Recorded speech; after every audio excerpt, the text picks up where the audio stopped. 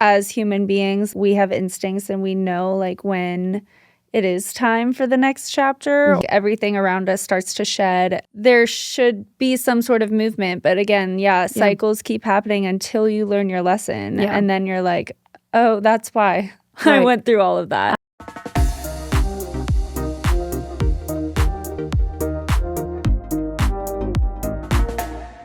Hi, Marita. How are you doing? I'm doing good. How are you? I'm very good. Thank you for coming on She Comes with Baggage. I'm super excited to chat with you because I'm really a big advocate for representation and especially for the queer community. I feel like it's really helpful for all of us to see ourselves represented, especially on TV. I think it's really helpful. And I also know that you are taking a bigger step into advocacy. So I feel like we have a lot to dive into today. Yeah. But I want to start with first, where are you from originally? Are you from California? Yeah. So I'm from the San Francisco Bay Area. Okay. Amazing. And then after high school, I moved to Florida and then Nashville and then back to Florida. And now here I am. Oh, you're like bouncing around, ping-ponging. Okay.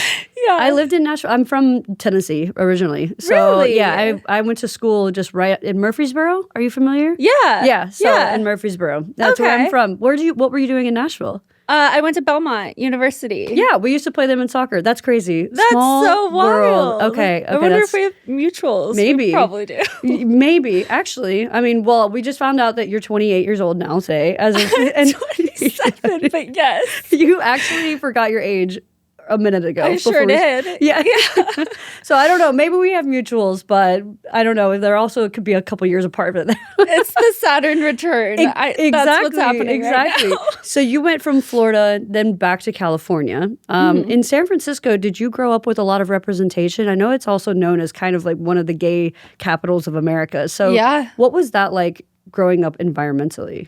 Yeah, so I actually didn't come out until I moved to Florida. However, I actually really early on knew that I was a lesbian. When I was 3 years old, I asked my babysitter to marry me, and she's a woman. Okay. So clearly I already had some thoughts about that. Yeah. And then I used to go to Pride all the time, San Francisco Pride, as an ally. Okay. And then as time went on, I was like, you know what? We're going to explore this. And then I came out in 2016 when I had my first girlfriend. And but growing up in San Francisco, it was really nice. It was very liberal. I felt very safe. Yeah. And That's amazing. I mean, after Tennessee, when I came out, I was terrified and I moved to San Francisco. I had no idea. What? At the time. When I say I had no representation, I literally mean I had no representation, and even knowing that San Francisco was so open-minded that I picked San Francisco for art school, Academy of Art. I don't know if you're familiar. Yeah. And I had no idea that it was going to actually propel me into being more queer, because I was like, I'm free. I can be accepted here. But I can imagine that there was a lot of representation there. And then it's also going to Pride from such an early age is really important. I also love that you were wanted to marry your babysitter. Did you have 2 Barbie dolls when we were kids? Instead of you're throwing the Ken doll out. Yes. Yeah. Oh, yeah. As you should. Ken did not live in the house. Barbie lived with Barbie. I love that. I love it. So what about your family? Do you have siblings, and are you close with your family as well? Oh, yeah. Yeah. Absolutely. Okay. Yeah. So it's my mom, my dad, and then my sister. Okay. My sister's 16 months older than me. Okay. And she's in Denver, which is where I was born. So there's another ping pong. There's another ping pong. But yeah, so my mom's in the San Francisco Bay still. Okay. And then my dad is actually here in Long Beach. Yeah. And we're super close. We're all getting together for Thanksgiving. My parents are divorced though. Okay. So yeah. But that seems to be really nice that there is still, some form of unity with the family. Because I thought after divorces things can get messy. So I get that. But that's really nice, so that you grew up with such a close family, and especially if everyone's living all over the place, that you can still come together and celebrate different holidays. Yeah. I think that's really wonderful whenever it comes to growing up, because I think a lot of times with representation, we talk about how if we didn't have it, then our parents definitely didn't have it. Right. But if your parents were also from more liberal places, how did they make you feel when it came to you expressing yourself from a younger age? Did you feel seen truly? I will say it was kind of a hard coming out, but what I've kind of realized as I've matured is our parents didn't grow up in the world that we are. Yeah. So like I went on a podcast a couple weeks ago, and it was like an anonymous question from a girl asking about like advice on that because she knows her parents aren't going to accept her. Yep. And I think what's really important is to like stay true to yourself. Don't hide from it. However, these things are going to be a conversation. The conversation needs to come from a place of communication, standing within yourself, knowing who you are, and just like talking to your parents. Okay, well, if you don't accept me, why don't we try to talk through that? Like, why don't you accept me? Like, what can I do to like make you feel more comfortable? Because like our parents, it's a learning curve for them in a way, because they, again, didn't have exposure to our world and our culture and like what we grew up with, seeing if there could be any progress. If not, that's okay. Just know that you like tried. Yeah. And then you find your own chosen family. Absolutely. But hopefully your parents are going to accept you for who you are. And I love that too, because it's also giving them an opportunity to express themselves, because I think sometimes when they don't have representation, and the little bit that they do have is always from like a toxic lens, right? Or they hear other people talking about the queer community, and it's always from a negative standpoint. Then of course, with the people that they love, like especially their daughter, they're going to be overprotective because they want the best life for you, right? And so a lot of times we see this backlash and this overprotection of kids because they're so worried of the outcome of what this queer life would bring to them. But in a way, them being so overprotective, it actually creates their first experience with being bullied. You know what I mean? In a way where they're trying so hard to suppress who you are because they're scared the world is going to suppress you. It's not going to accept you. And then they actually they kind of like manifest it themselves, right? And so I think that you giving them an opportunity to ask questions and be curious, and then you allowing them to have that conversation back and forth is really important, because if it's confusing for us to come out, it must be very confusing for them, because now they have to do the education. They have to go and learn. They have to go and have conversations that might feel uneasy or like unfamiliar. So, no, it's really, really important. So you said you came out in 2016? Yes. Okay. What was that experience like? Was it easy for you to understand that, or was it something that you had to internalize for a long time? What was the evolution of your coming out? I think I was really excited to come out. And like I had my first girlfriend. I loved her, I think. Yeah. And it was a really toxic relationship. Okay. So I actually was given an ultimatum, which is kind of crazy, to come out to my parents over the phone, even though I was seeing them the next week, like for the holidays. But she basically was like, you have to come over or come out to your parents over the phone like right now, or I'm going to go sleep with this girl. And I was like, wow. Oh, okay. I'll just give him a call real quick. Like it felt like a split second, like fight or flight decision. And so with her there, I called one of my parents first, and I told one of my parents, and then they were uneasy about it, shocked about it, basically said that I couldn't tell my other parent. Okay. So that turned into kind of a crazy situation because like I was hiding from one. I wasn't hiding, but I was kind of being told to hide from one, and then the other one knew. Yep.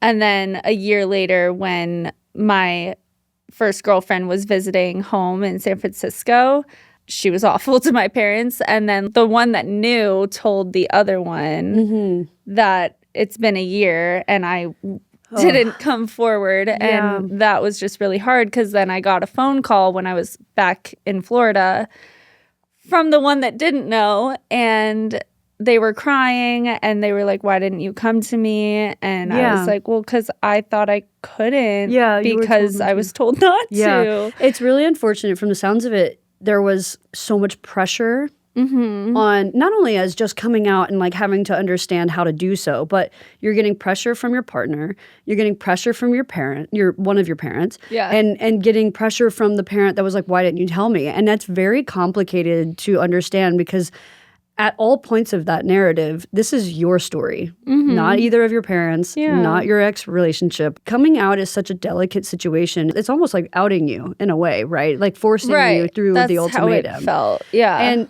at the end of the day, coming out is so personal, and it should be only when you feel safe to do so, and you should feel, most supported, because you never know the outcome. Sometimes it could be incredible, and sometimes it could be really hard. Yeah. So it's like forcing someone to come out is something where it's like you shouldn't take that away from them, because it's not like I would never force someone to come out, because it's not my story to tell. Right. Exactly. And you only get one shot at it in a way, and even though coming out is not linear, I'm really sorry that you experienced that, because you probably would have handled it differently, or if I had both of them in a room. Yeah. So how did you navigate now going forward with your parents both understanding, but like, are you able to actually start to enjoy yourself and like now start to feel a little bit of relief in telling your story? I think that there was a little bit of like tension with the first parent and how they handled that for a little bit. Again, came back to communication, conversations, accept me for who I am, that kind of thing. But that relationship in itself was rocky, and like that's kind of a shitty thing to do,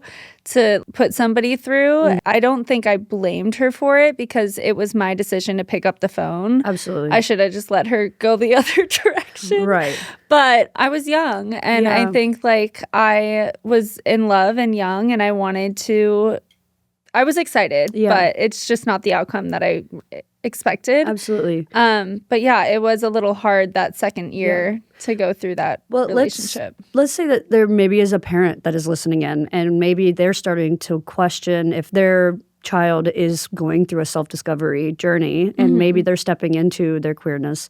What is a way that you wish that your parents would have supported you better, and ways that they can also apply that to their own life?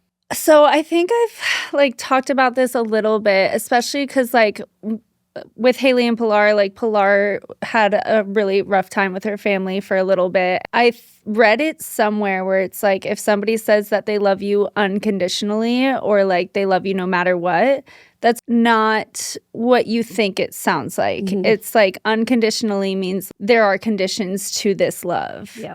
And so I feel like just bringing that to anyone's attention, our sexuality and like who we are as people is not a condition. Literally just love and like who we want to spend our time with, our lives with. If you're telling your children that you're going to love them unconditionally, or like no matter what, you're kind of insinuating that there is something there that isn't normal to you, which is fine. Absolutely. But I would just say, like, energetically be there for them, ask questions, be curious. For me, I'm an open book. Like, I'll talk about anything. I wish that I could have had more conversations around like the actual loving part, and not just the sex and like how's that gonna work, what about children, like all like there are a lot of complications when it comes to our sexuality. But I think it just should come back to love and energy and like what you want for your child. I love what you just mentioned, because it actually took me down a lot of memory lane with my own parents, because in a way, when I came out, like I'm coming out from Tennessee, and I grew up with like, even though it was a very religious household, in the environment that I was in, I feel like my parents were very open-minded when it came to just love who you want to love, Yeah. But it's funny, because at the time I thought that was acceptance, but I heard we love you unconditionally. And what that implies is tolerance. And to me, it's like, that is not acceptance fully. You are saying, as you mentioned, I love you unconditionally, which means that what you're implying is there are conditions, right? You being queer is a condition, but I'll choose to love you regardless of that. It's almost hypocritical in itself. You know, the statement in itself is implying the very thing that it's meant to not be implying. I come from that as like in a relatable sense, where my dad would be like, I love you unconditionally. But from that moment on, never asked me about my relationships, never asked me about my love life, never asked me about being queer, never asked me about my community, never asked me about chosen family or friendships. And from that moment on, any relationship that I was in, he would be like, oh, how's your friend? How's your friend? I'm like, we've been together for 7 years. How do you not know that this is not my friend? Like, do you understand that this is hurtful, Yeah. And then in a way that is, again, conditions. In a way, it's almost like they're implying conditions by using certain words or making you almost feel invalidated in yourself. And so I absolutely love what you said, because it's like such a good reminder that as a parent, just because your kid is coming out to you, like ask them about the love, ask them about the butterflies, ask them about like what is their relationship like and is it healthy, you know? And maybe that's also part of them coming to you more and being like, I want your protection, I want your love, you know. But in a way, if you start invalidating them and you stop asking questions because it makes you feel uncomfortable, then they're going to stop talking to you about it. Yeah. You know, Yeah, it's kind of like a catch-22 in a way. Right. I don't know. I mean, so from that moment, how did you start to heal your relationship with your parents? Is just having that conversation with them, or? I honestly think I just like held it in for so long and then I like completely broke down. I think it was the next time that I was home, and after holding it in for so long, like how I felt. Yeah.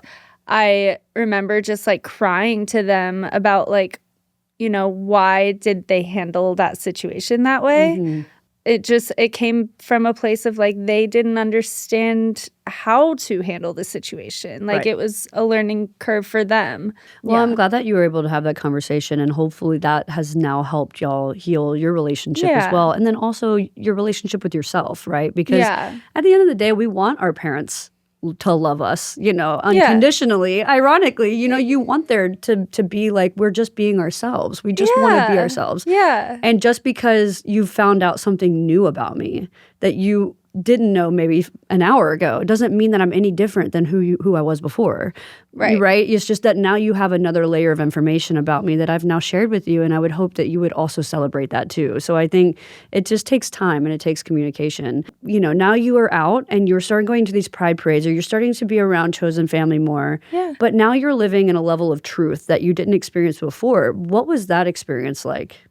I think I grew up like always just being myself no matter what, even if that was like not a cookie cutter version of like what society wanted me to look like.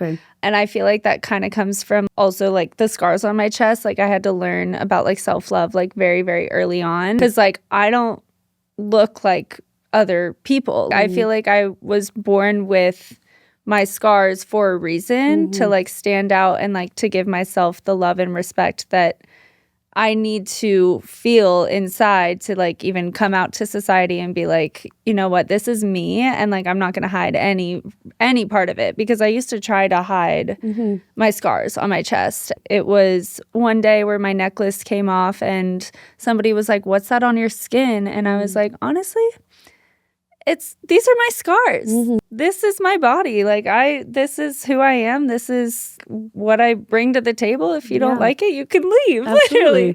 So I feel like I learned self-love very early on, and like coming out, it was more to society more than just for myself, because I already knew myself. Yeah. I already knew this is like how I wanted to move through the world. Did it feel freeing to finally kind of reclaim that?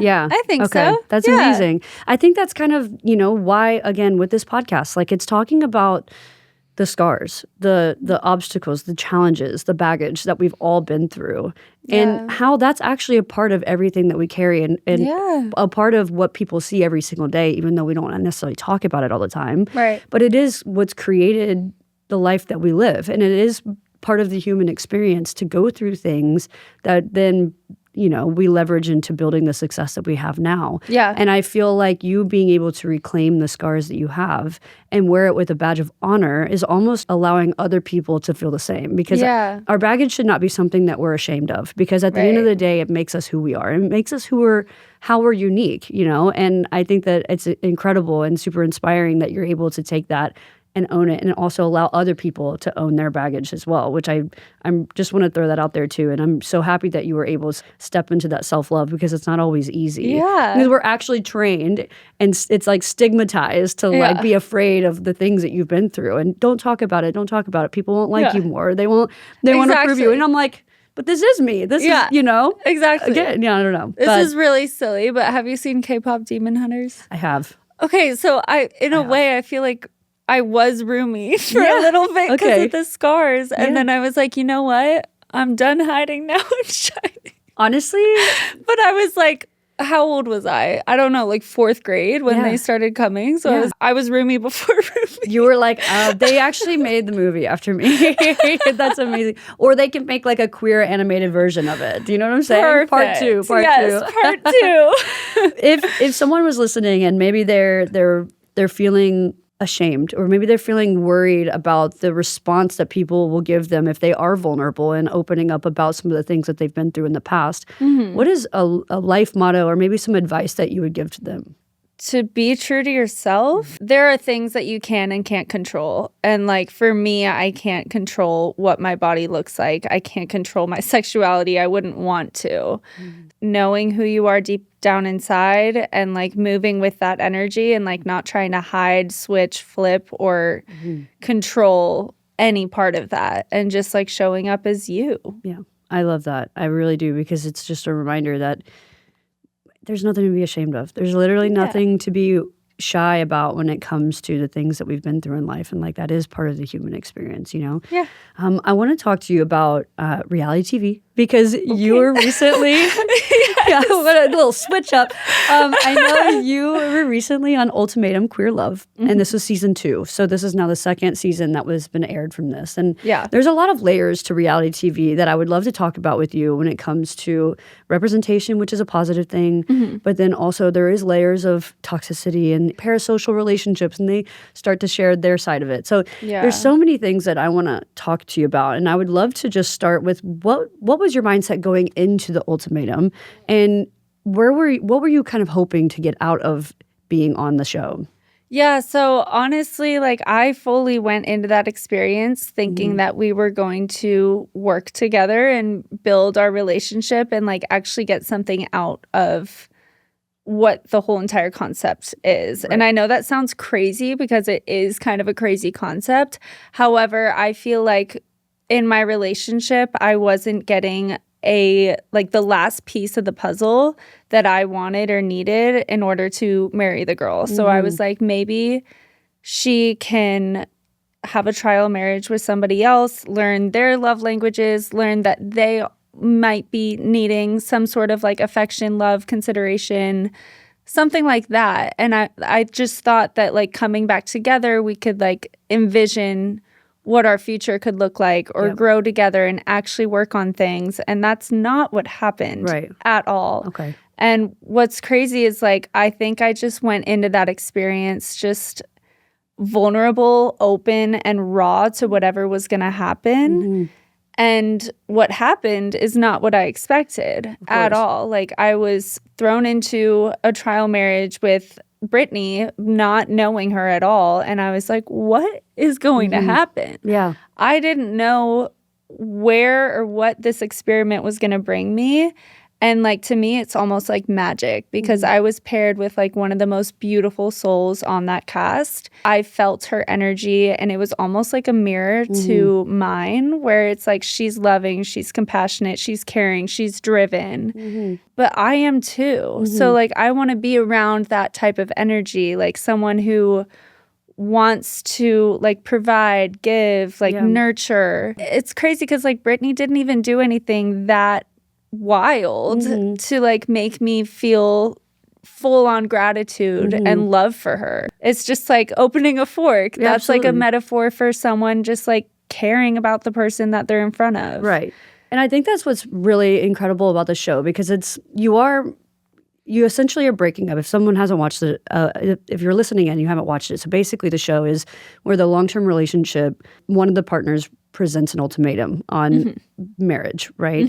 And what you do is you go in with other couples, and then you essentially break up and you switch couples and you kind of live together. Is that correct? Is that the best way to explain it? Yeah. So one person wants to get married and the other person's either not sure yet or not there yet. Absolutely. And so you meet everybody else that's kind of in the same boat. You talk about your stories, talk about why you're there and what you want to get out of the experience. Okay. Yep. And then you date literally everybody. Right. And then you find someone that you connect with and you could see yourself doing a trial marriage with in order to grow and learn from them about either pursuing a relationship with that person or going back to your original partner and working on things so that you could get engaged at the end. I think it's really cool because, I mean, I did watch you and Brittany's relationship in the sense of even friendship, right? And I do think the levels of friendship, now that I'm in my 30s, I'm like, friendships are another layer to like a relationship where it's like, if you know, there's so much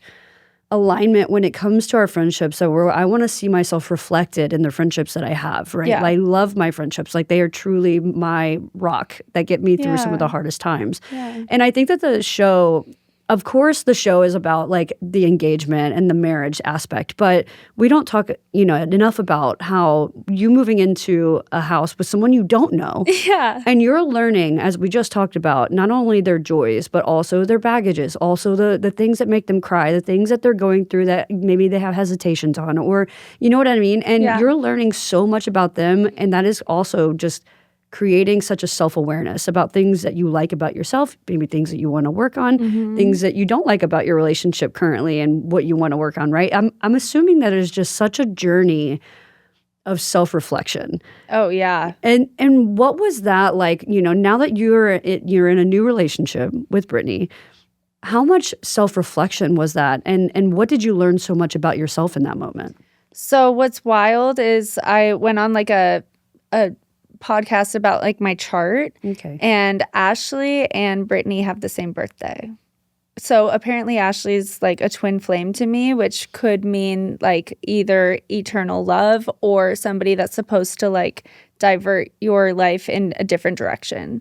And because Brittany has the same birthday, it's like she also could have been one of my twin flames. And a twin flame is supposed to be a mirror to you.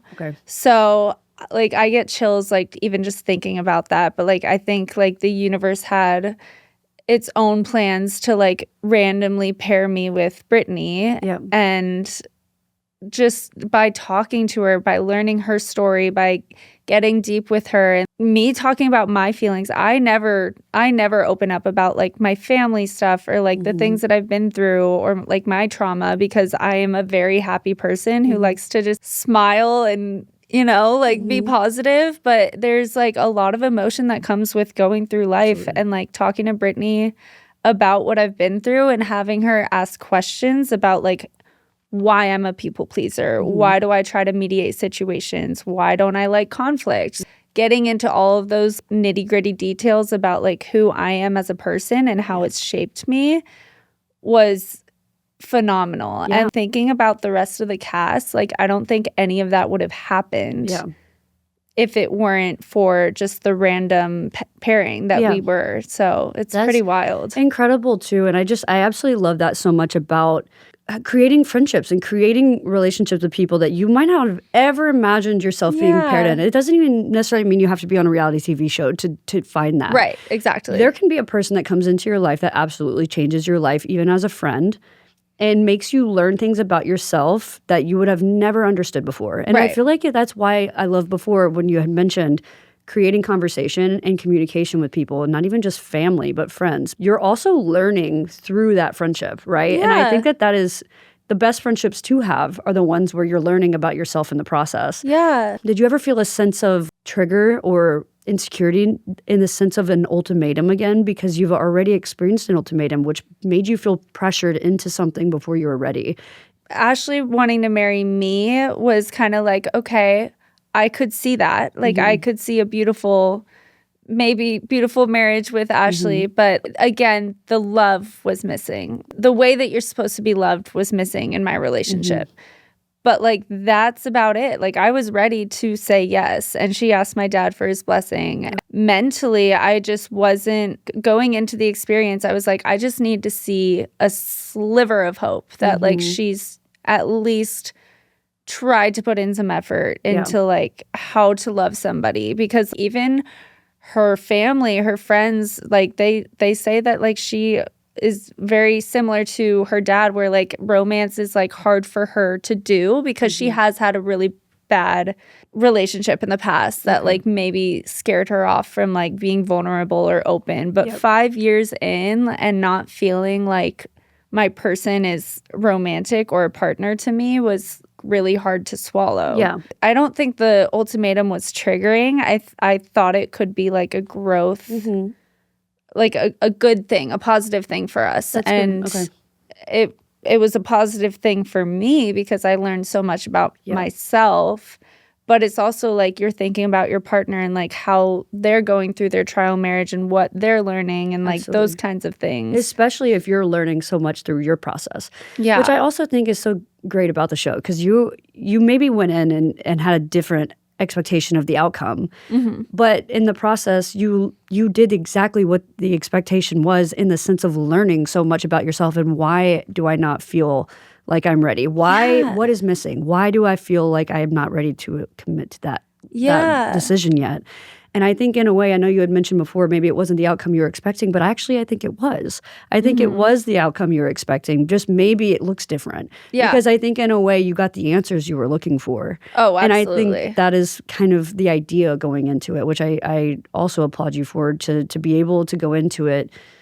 And that's kind of like, I don't know, the metaphor of life, right? Like, even though like we are surrender. so set on something, you're surrendering yourself, and maybe you were expecting a different outcome, but you did get the outcome. It just looks different. Yeah. And then understanding that there's a lot of love with that too. In your opinion, do you think there's a difference between loving someone and loving the idea of someone? I really do. Yeah.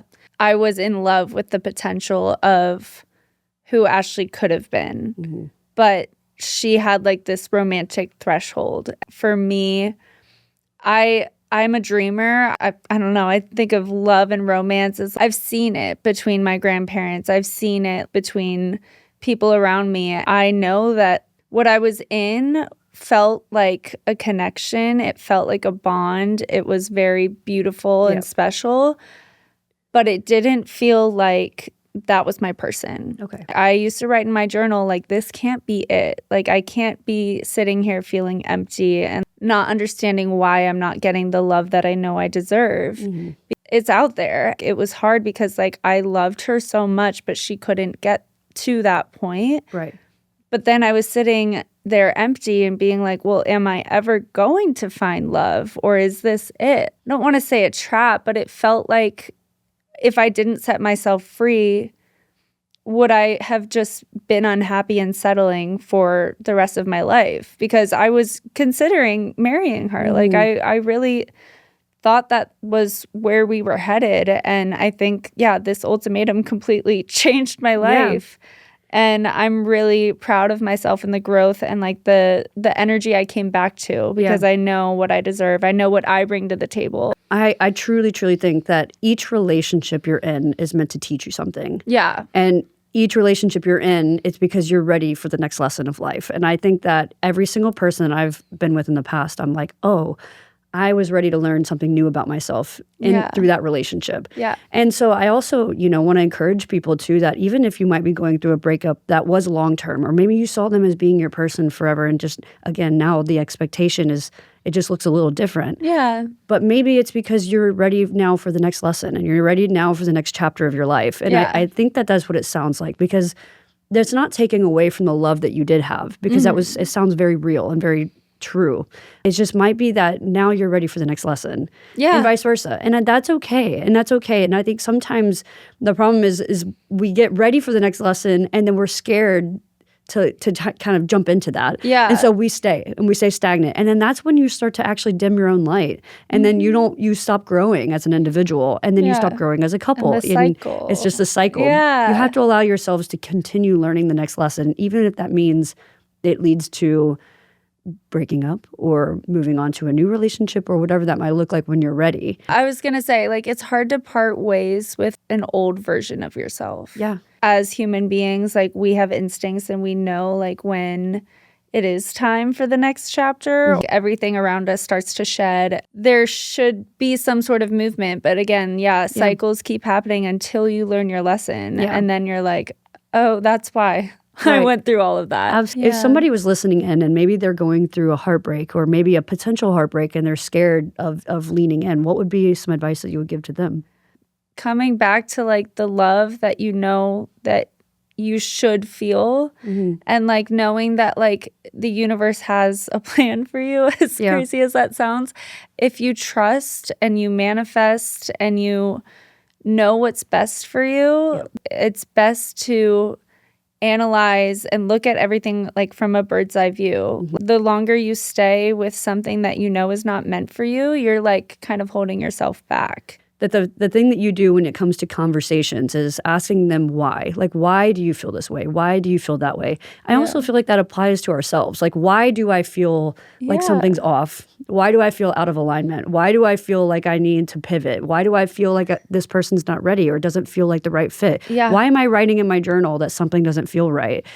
I think just being curious about those feelings, because then it's like, okay, well, how can we either fix it or address it, or what can we do to now take different steps in life to where we can actually feel more alignment again? Because your body and your mind and your heart know when you're in alignment, right? Like you start to feel so happy, so free. It's like an energy, like you said, right? It is. It's an energy. Yeah. Paying attention to that and just being curious why. You know, you don't have to have all the answers immediately, because sometimes it just doesn't work that way. But tap into it. Yeah, tap into it. Yeah. Absolutely. I feel like I believe in angels, the universe, energy, all of that. My grandfather was like an angel of love and like what I deserve. And his passing was a lesson for me. And I feel like I'm finally free and I can actually purge the emotion and the loss of my grandfather. And like, it's so crazy that I even have to marry those two together. But that's what happened. His love with my grandmother was beautiful. And like, maybe he had to pass away for me to like finally get out of this cycle, which is crazy. But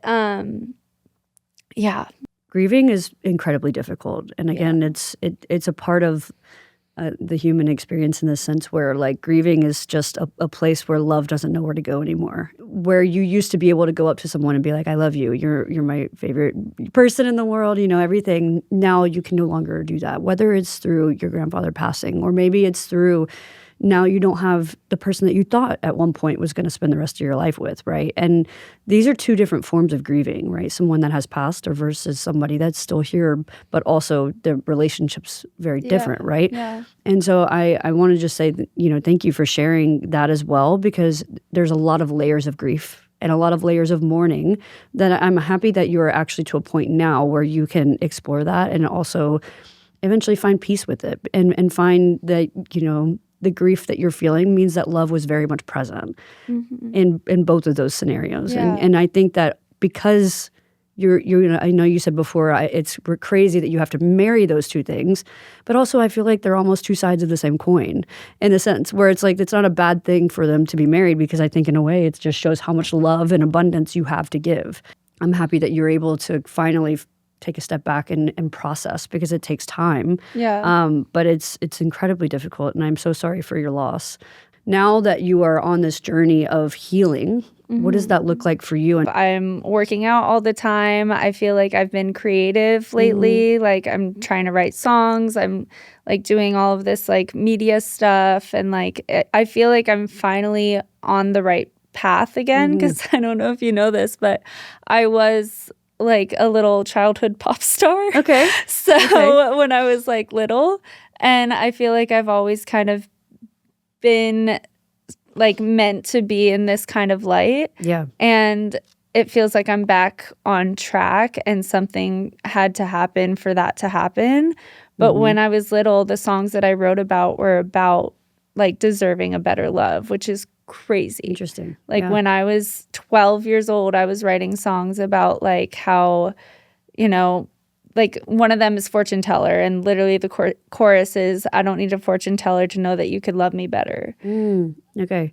I was 12. It's very much like a premonition in a way, you know, where you're it's manifesting what exactly my story now. And I think that again, it kind of goes back into, I think sometimes when we think about our favorite music or our favorite songs or our favorite movies, a lot of them have been written from a standpoint of pain or grief or baggage, or there's always some form of pain present. And then that is what, again, makes us feel so related to that song or so related to that story, right? Yeah. And so again, I think it's just very interesting as humans why we feel we have to edit out our pain or edit out our life challenges, right? Because that is what we love so much about creativity. But in a way, it's almost like, okay, now you're using that pain and funneling it through creativity, which is also realigning you again. Like it sounds like you're kind of like now gravitating towards that energy and finding it. Yeah. And I'm really, really excited for you. I feel like, younger you would be very proud. Yeah. If you could go back and talk to younger you, what do you think that they would say to you today? I think like I would tell myself to like not even consider imposter syndrome as something that should be in my energy. Okay. Because like, yes, there's thousands of people that want to sing, that want to be famous, that want to do all of these things. But like, I feel like in most recent years, like right now, I feel like, you know what? I'm meant to be here. I'm meant to do this. I have a voice. I can advocate for our community. I am talented. Like there's so much that I can bring to this table, to the world. Yeah. And like, I don't want to hide that anymore. As you should. Period. I love that. You're also, What are some of the ways that you're filling up your own cup right now? Because I think sometimes with relationships, again, we're trying so hard to get validation sometimes where we forget to also validate ourselves and fill up our own cup in the process. Right. I think honestly connecting with just amazing, beautiful women. Like I've been going on trips. I've been hosting like pride events. Like I've just been meeting a lot of people recently and like learning their stories and like just vibing off of energy. And I feel like that's what fuels me is like learning about people and like just, I don't know, like creating a sense of community and just like feeling so ecstatic about the future and like I mean also kind of scared too, let's be honest. But I feel like being afraid and doing it anyways is like the most exciting thing where you're like, holy shit, this is scary. But also it's like, but what's on the other side? Like, it's exciting, like leading into it. And that kind of brings me into my next point because now you're doing a lot more advocacy. Where does your love for advocacy come from? And do you remember always this being a part of something that you wanted to fight for and advocate for is for the queer community? Honestly, I think it's just like embedded in me. Like when I thought of my bad news costume the other week, I was thinking, okay, how can I wear a costume? Like I wasn't even thinking about it. It just came to me and I was like, oh, wait a minute. I can use a holiday. Is Halloween a holiday? I don't know. Yes. Okay. Yeah, we could use a holiday. I could use a holiday to stand up for our community and to like put some power behind like an everyday costume. Like it's that kind of thing. And then when the sidewalks in Florida were getting painted over, I rewrote some lyrics to Pink's Dear Mr. President. And I like, it's all about how like, you know, it's not fair that our sidewalks are literally being painted over and the world right now and our like government authorities all kind of like against us as a queer community. It's very, very transparent right now. So I think like using creativity and having this platform, creating a community and like being able to have a voice is very amazing. And again, like I think it's embedded in who I am as a person just because like I do spread love and light to everyone I meet. And I feel like now I can do that on a grander scale. Which is incredible. Yeah. And it's also, again, you finding and following that energy. And I feel like while, again, before, you know, this experience was maybe not exactly what you expected, it's brought you to right where you need to be, right? Yeah. And maybe right where you need to be is helping others and finding their voice, being the voice for people who are the voiceless right now. Yeah. And I think that, again, it's realigning you with your creativity. It's realigning you with your why, your purpose, like a deeper core. And so I don't know if I would even say that, you know, the experience on the show was, you know, even if you ever have a mindset of it being like a failure of any kind, because it wasn't. It was just like, it was just the next lesson you have to learn. And now look at all the things that you're using to advocate for, which is just really incredible. Yeah. Maybe you would have been so focused on the relationship and like what is not working to where now you can be like, I want to do these things and X, Y, Z and like building independence and helping other people. And it's just really cool to see that you're like you're pivoting that energy, which is really nice. Yeah, like I went on a podcast last week. I keep saying that, but I did. Okay. Yeah, I went on a podcast last week, and basically I was talking about how like the experience with Ashley and like the heartbreak that I went through and everything. Like the woman who was interviewing me was like, it is honestly kind of beautiful how you can talk about your story and your heartbreak and spin it in a positive way. Because like I am not someone who like bashes or bullies or wants anyone to even go to Ashley's profile and hate on her. Right. That's not why I'm here. However, what happened to me is very, very real. Absolutely. And it's like a lesson not only to me, but like to people that are watching that are in that situation, that feel that energy, that like have doubts about where they are. It's like my story has helped people, and like I read all my DMs. I know it's like it's crazy because some people are like, I don't think you'll ever see this. I'm like, no, I see them. I see them. And like a lot of them are like people saying like, Marita, thank you so much. You really helped me. I feel like I'm now able to see myself. I came back to myself, and like I'm getting myself out of this situation. Right. And like maybe for the other person who might be the Ashley, maybe they can reflect on what they're doing too. Yeah, absolutely. And like learn and grow and try to be like better for their partners. Exactly. So there's lessons to be learned. Yeah.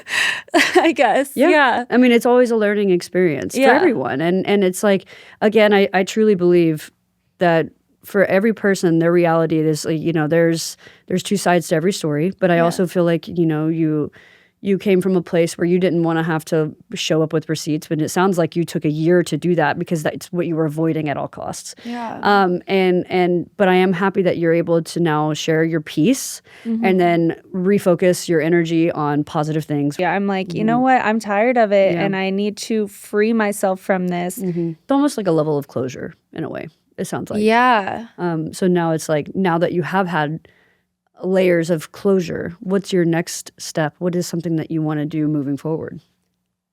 I think just like finally heal. Okay. Yeah. And like put it behind me. And what's going to be really hard this year is like without my grandparents and like without a partner. It's been 5 years since I have like even done a Thanksgiving or a Christmas without them. Right. So it's just going to be a different journey. I think it's like just like knowing that I'm here for a reason, and everything that's happened to me in the past year happened for a reason. Absolutely. As hard as it was to go through, it was like the energy that I needed to feel in order to like come back to myself and like continue on. I always think about the quote where it's, you may not be everything you want to be in the future yet, but you're everything that you wanted to be 4 to 5 years ago today. Yeah. And I think that is such a good reminder in the sense, maybe what pieces of you are missing in the journal, as you were saying, I don't understand what's not fitting right, it was probably because you were missing a piece of yourself as well. Yeah. You're now realigning with such a deeper part of yourself again, like finding that creativity, going back to songwriting and storytelling, going back to helping people, going back to using your story to actually leave a positive impact in the world. I think it's really incredible. And I just want you to remember that too, that it's like, this is just the beginning of whatever you want your life to look like. And I think that, I'm glad I get to be a part of even a little sliver of that right now. Yeah, of course. I know that, as we're wrapping up soon, I do want to talk about, because with Ultimatum, it just recently got canceled. Yeah. Which is really upsetting, because we don't have a lot of representation as queer women specifically already. What do you hope that media channels or media networks can do to be more mindful about positive representation moving forward for our community too? Yeah, positive representation would be great. And I think that the concept of the ultimatum is kind of messy. However, if it's done right, it is helpful. Like I learned and grew more than I ever thought was possible from the experience. And like I think going forward in the media, I mean, maybe they had to cancel it because of what's happening with our government and like what's happening in the world right now. Because like if marriage isn't acceptable in certain states, then there is no show. Or they're going to have to only pivot and pick from different states that allow that, which is wild. Shocking. And I really, really hope that's not the case. But with the state of the world and people that are in power, it's a little scary. Well, I feel like right now, it's kind of hard not to always go back to being like, is there a political motive behind this? Because right now we're seeing so many politicizations of our community constantly, right? And so it's kind of hard to be like, is this a motivated attack? You know what I'm saying? Because it's exactly what you just said. If on November 7th, which by the time this airs, it will already be out, if queer marriage goes away across the states, and now certain states get to pick what is illegal and what's not, whether it's allowed or not, then what's the network going to do? Only be able to air in certain states? At that point, how are we even considered a United States anymore if we can't even agree on the basic fact of love? And we can't even agree on the basic fact of like people should get married for love and be happy. You know what I mean? Like, it should be like the bare minimum, in my opinion. You know what I'm saying? Like, exactly. I know, it's crazy. There are so many other factors that our government and people of power should be caring about. Yeah. And it's like, why us? Right. Like, if anything in society, we are like the happiest little bundle of people, and I'm speaking for the entire queer community, because we're so true to ourselves and we want to love whoever the fuck we want to love. And like, that's not a bad thing. Well, it doesn't affect it shouldn't affect anyone else. Well, in your opinion, now that you are doing LGBTQ plus advocacy, why do you think, in your opinion, that the LGBTQ plus community is not going anywhere, regardless if they pull TV shows off the networks, regardless if they try to start removing our rights one by one? Why do you feel like we're never going to go away? I don't think queerness is taught. I think it's within. And if it starts to get erased from like the media and we get censored and like kids grow up not even knowing what that is, that's crazy. But it's not going to go away. Like, we're in love with each other and one another and whoever we want to be in love with for a reason. So it's not like just by taking it off of our screens that it's going to go away. If anything, it'll make us more powerful and want to band together and like want to just stand up for who we are. And like, that's what's crazy is like the heteronormative culture continues to thrive on reality TV with all of the same concepts. And ours is being canceled because we choose to love who we want to love. Right. Make that make sense. Make it make sense. Because for the people who are listening who might not have watched the show, there is an ultimatum that is the heterosexual counterpart of this. Yeah. And then this is just the queer version of it. And then the fact that this is being canceled, I'm like... And we got more views. And that's what I'm saying. I'm like, as a queer woman, I know if there's even one scene with a queer kiss in it on any movie, TV show ever, I'm watching the whole thing. So I was like, I know there's no chance that the people aren't watching the show. Do you know what I'm saying? Like, I know our community, and we will absolutely invest and consume anything that has queerness in it. That's what I'm saying. And so I'm like, it has nothing to do with ratings. And so I want to make sure that is very clear. Yeah. It has nothing to do with ratings, and that is exactly why it feels very politicized. Right. And like for people that are watching, it's a safe space. Yep. It's a safe space for us to feel everything from like love to heartbreak to happiness to, everything that we see on our screens in heteronormative culture. It's hard to relate to that. But when we see our community and our representation as lesbians and like women that love women and what we go through, it's like there's so many people out there that relate to that. And it's like, this is just one moment in time. It's not going to be forever. There will be a moment where the queer community comes back, and all you're going to do is make us more resilient and more like, we're just gonna, we're gonna come back and be like, now we want every show, every movie. Queer women are already dominating the music charts. Okay, What are you gonna do? God, Do you know what I'm saying? Yeah. Like, we're going to do the same for all the TV as well. That's just the next step, okay? Right, exactly. Some of the last questions that I want to ask you is when you're feeling low and when you're feeling like life is feeling really heavy, what is something that you remind yourself of to be able to keep going to the next day? That is a really beautiful question. I think, everything's going to be okay. I see the silver lining in pretty much anything, which I feel like I just learned growing up. Like, if I'm really, really low, I'm just either going to go boxing and get my anger out, or I'll like talk to a friend, like something like that. But it's also like, I'm going to be okay. Like, I know myself. I'm going to get through this. This is just like a bump on a bump in the road in the path of life. I agree. So, yeah, I love it.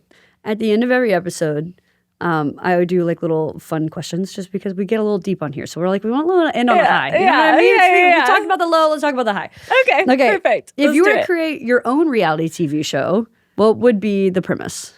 Oh my God. I know. I looked at this the other day. I was like, what would I do? It's got to be queer, right? It's going to be a little queer? A little queer. Absolutely. Okay. It would be a women-loving women show. So it would be about love, or would it be like a life challenge, like the Challengers, or would it be like Survivor, or would it just be? It would be about love. I think it would be, because like one of my favorite things to ask on a date is like, what's the most romantic thing you've ever done for somebody? Because like it's exciting to like know like how far somebody could go for someone, but also like how creative they get, or like, that kind of thing. Yeah. So I think it would be about love and romance. Okay. Remember when The Bachelor did like a music version? That was kind of weird. I didn't, but okay, I'm here for it. We could do a queer music love TV show. Yes. Perfect. The best of all worlds. Okay. If you can let people know where to follow you on social media and where to send you a DM, because you watch all and read all of them. So how can they connect with you? You guys can follow me on Instagram or TikTok. It's at Marita Prodger. Thank you so much. I appreciate you coming on and sharing your story. And I know that there were a lot of layers to this. And I think that is, I'm really appreciative of you being so vulnerable throughout all the layers that you've shared with us today. And I feel like this is the start of a friendship. Yeah. I think so. Absolutely. I think so. Yeah. If I dare so say myself. Yeah. Because I feel like we have a lot in common now. And we have friends in common, We have friends in common, which is usually a good combination. Like you need two of those things. A combination. Good combination. You said combination, but I'm putting common and combination into one word. That's a good combination. Wait, did we just start something? That could be the name of our new queer TV show, Combination. And it's like, I don't know. Well, we're going to keep going. We're yapping. And that's a wrap on this episode of She Comes With Baggage. If you love this conversation, please make sure to follow She Comes With Baggage on Instagram, TikTok, and YouTube for more content and behind-the-scenes moments. And if you're tuning in on Spotify, Apple Podcasts, or any other audio platform, don't forget to leave a review. I love hearing from you, and your support helps keep these conversations going. And just remember, if you are carrying any baggage, you're not alone, and we're all more alike than we might realize. See you soon.